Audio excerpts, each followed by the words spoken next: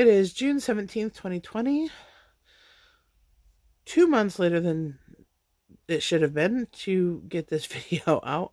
I want to apologize. It's been a bit crazy. But I promise everybody our view and our take and our approach to all things COVID 19, including regulations, lockdown suggestions, panic, um, the whole how we're getting through it and why we do what we do. Now, to begin with, this is not to say that I believe that COVID 19 doesn't exist. This is not to say that we think it's completely a hoax and that there's no such thing. I understand that there are some people out there, a lot of people out there that are very, very sick. And there are a number of them are dying, and that families are being torn apart over this whole situation. What bothers us is not whether or not it exists, because it does. What bothers us is how it's being handled and why it's being handled the way it is. Now, for those of you who like to holler, conspiracy theory,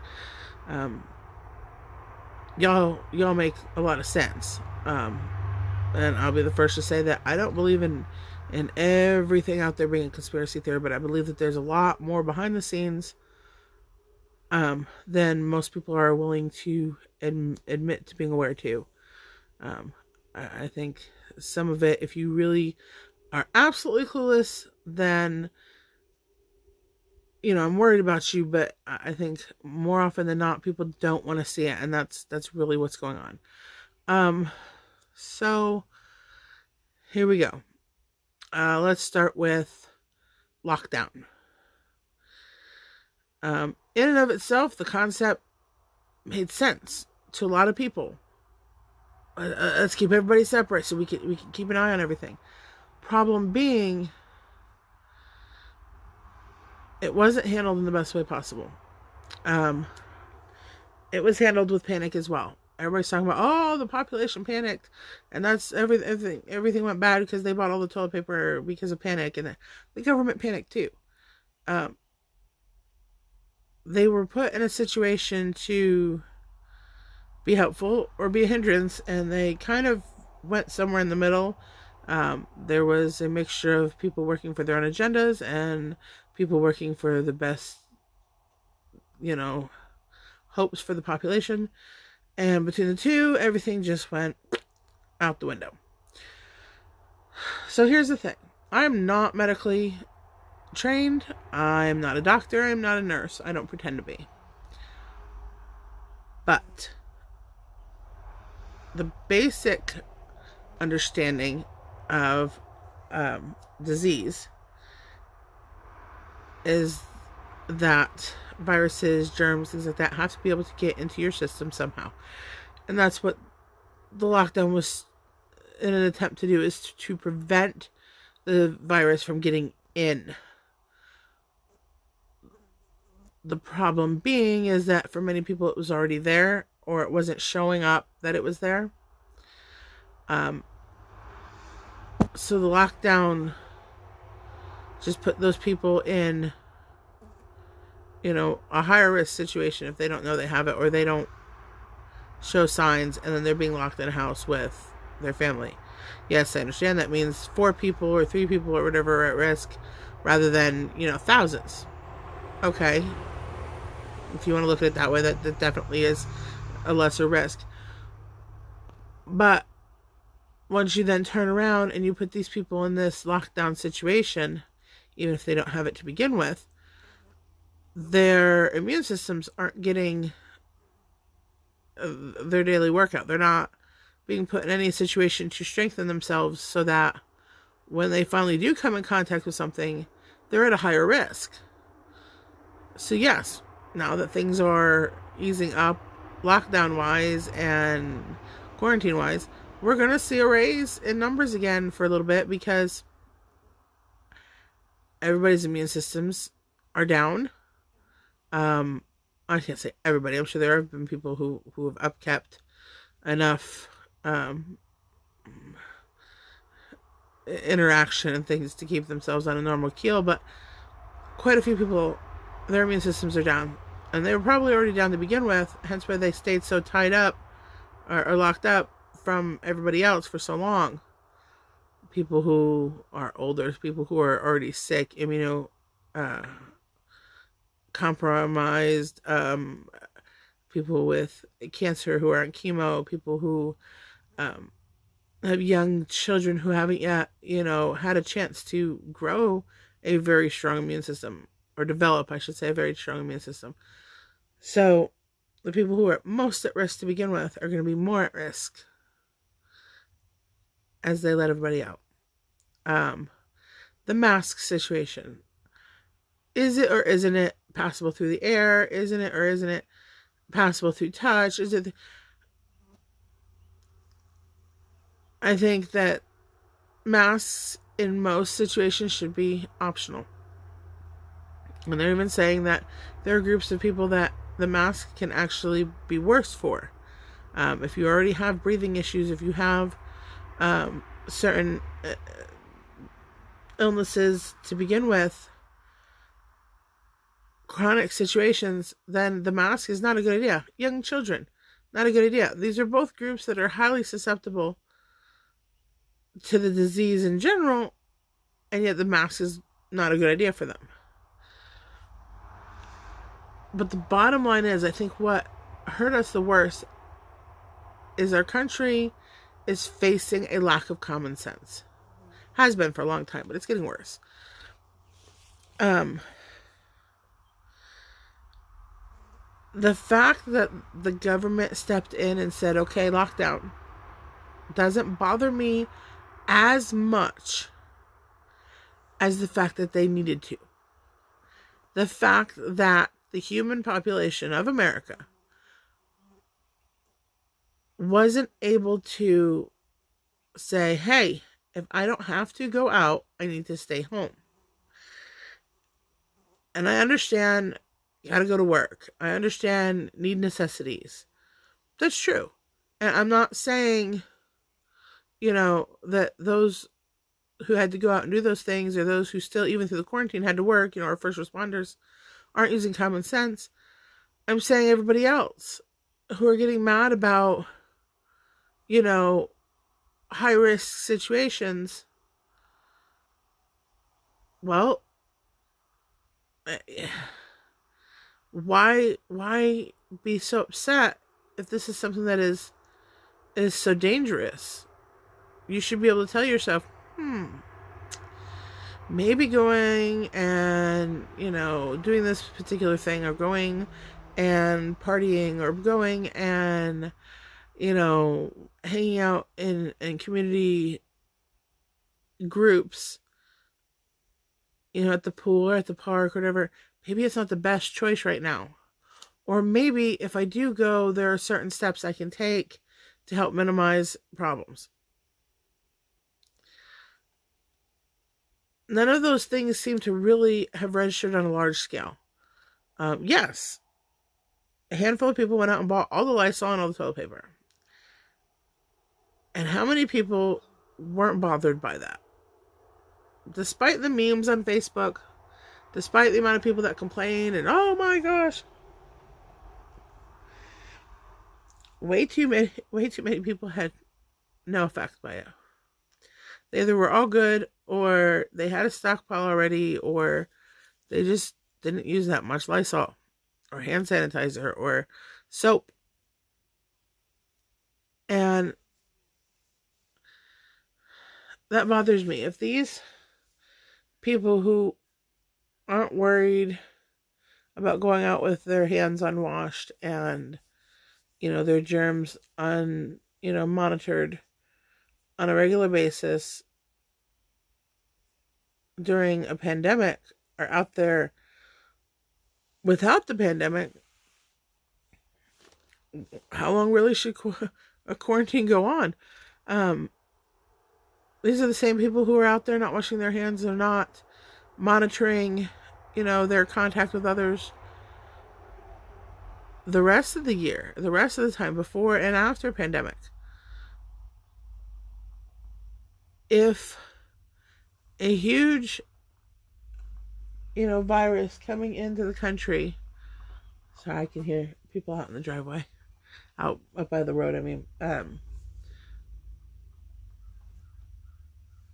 I just, I'm gonna end up repeating myself over and over and cycling in a circle. I basically just, I don't see why our regular actions can't be positive enough to help us through this situation. Things like keeping ourselves immunity strong, respecting those whose immunity isn't strong, keeping things washed, keeping things, sanitized, keeping, yourself separate from others when you're sick. If there's any risk of it being contagious at all, I don't know. I know that there's so many arguments others can place in the way, but this was, I promise, our opinion and our views. We don't use masks.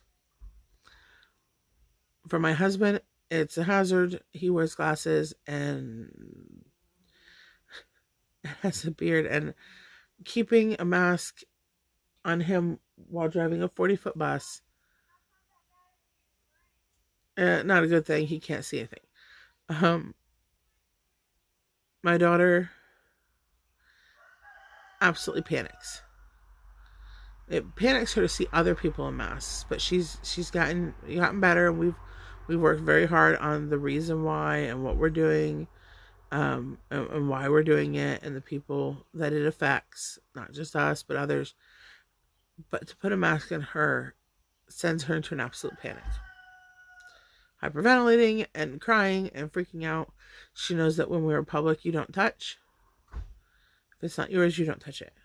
She knows that we stay fingertip length away from our friends.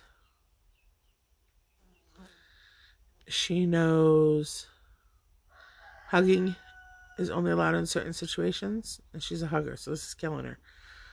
And she knows that a lot of the fun in the world right now is closed to keep everybody safe, and it makes her sad, but she knows it's to make people safe.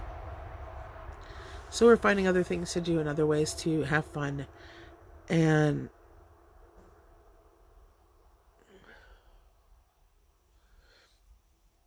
I don't know, we're making our own way through it. My husband and my daughter don't wear masks. I don't wear masks because I do have breathing issues. I also have psychological issues that do not make friends with a mask very well. That also means that when we're sick, even a little bit, if we're not 100% without a doubt sure that it's allergies or that it's situational, like dry throat making us kind of clear our throat or something, if we are not 100% certain that that's what it is, then we stay away. We stay in our little cabin in the woods. We minimize our contact with people. We wash our hands. We sanitize our hands when we are out and when we are home. We are active. We try to maintain enough water and vitamins in our food and drink choices and things to help our bodies and our immune system stay strong. We postpone any unnecessary trips, any unnecessary appointments. She was due for her teeth cleaning and update on her dental situation. She's had a tooth that was not coming loose, even though the adult tooth is coming in and stuff. So the dentist has been kind of monitoring it, make sure she doesn't need any help getting it out. But we were due to go in for that. Well, they called me just like everybody else, saying, well, when you come for the appointment, you have to stay outside. Call us that you got here. We'll come on and get you when it's your turn. we please ask that you follow these rules and protocols, etc. And I said, well, I should let you know that my husband is an essential employee, so that you can decide whether or not you actually want us to come in, or if you would like us to wait. And she got back to me. She says, actually, we would like to postpone your appointment, just be on the safe side. Okay. She says, do you want to reschedule now, or you want to wait? I said, well, why don't we just wait, see how things go, and when things calm down and things are clear that we're in the safety zone, then I'll call and we'll reset up our next appointment. She said, okay, thank you for understanding. So, not a problem. I wasn't insulted, but you could tell that she was expecting me to be upset. I'm the one that told you that we are an at-risk family. Not because, we live in the country, not because we live an alternative lifestyle, not because we're weird or we do things differently, but because my husband is an essential employee. He goes out every day that he works, and he drives a bus with people who are, quite a number of them, positive for COVID-19. People that either choose, one, to not be treated because they would have to leave their current, lifestyle to be in a hospital, not be able to smoke and drink and do what they want, and part because they can't afford, or they're not fully aware that they're, how sick they really are.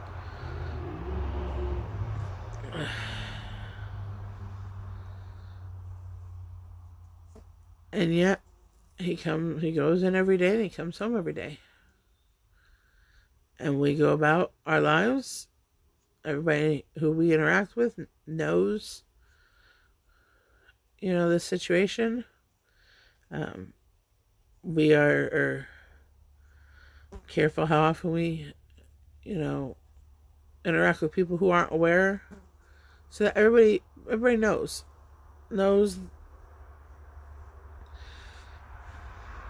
the risks involved with dealing with us. Now, are we at risk like somebody in the medical field? No. And I can't even imagine being the wife of a doctor or a nurse right now. I would be beside myself. It's nerve-wracking enough sending him into work, but really it's nerve-wracking any day, because anything can happen at any moment. So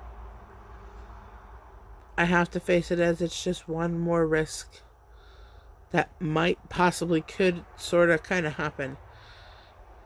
I can hope that it won't happen to me, but I understand it very well could. So we keep doing our part. We wash hands, we minimize contact, we go about our business in the safest way possible, and we minimize situations that aren't necessary willingly. Now, that being said,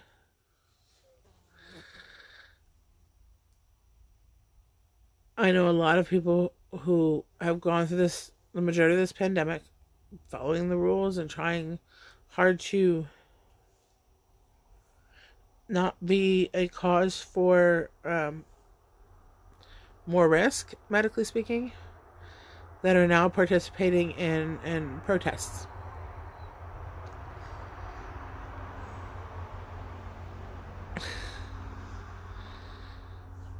I understand that they are doing their best to avoid, making it more of a risk than necessary, but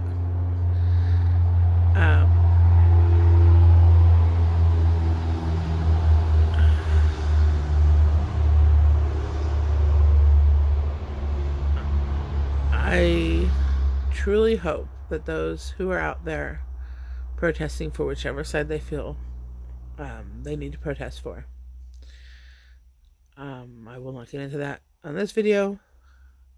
I've rambled enough about COVID and hand washing and just common sense. And I'm sure anybody who actually watches this has probably got an argument with me over something. And that's okay, because the joy of being in this country is the right to your own opinion and the right to but leave your own views. But I've gone on enough about COVID here. I'm going to leave riots, race issues, civil rights to a separate video. Maybe I'll do it here in a few minutes. Maybe I'll wait another 6 months. Who knows? But I'm just going to go ahead and separate the two topics, though. So, love